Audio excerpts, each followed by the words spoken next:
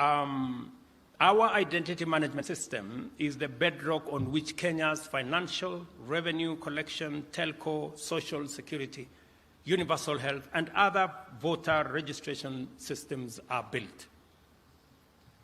Consider the country's celebrated leadership in the mobile phone penetration and mobile money penetration ecosystem. These achievements, including the globally acclaimed M-Pesa, stand upon the robust foundation of our national identity management system and the whole ecosystem around technology.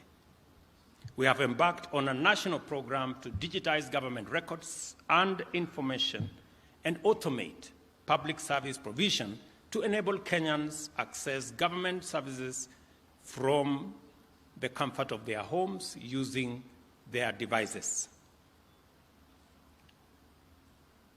The aim is to significantly cut down transaction costs and minimize opportunities for corruption by eliminating unnecessary bureaucracy and also increase transparency in government and efficiency in the provision of government service.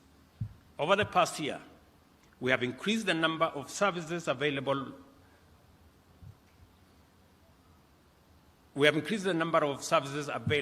the digital platform from 320 to 5,000 and intend to cover all services that Government of Kenya provides. And I think we have identified close to 7,000 services.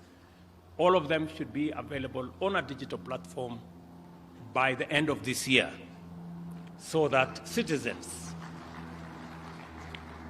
from the comfort of their homes or their offices, can interact with government, can access government services in an efficient, effective, timely manner without unnecessary bureaucracy.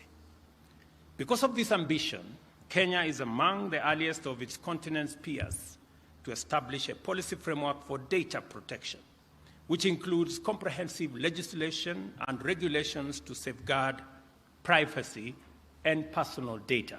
I know it's a big concern. People don't want their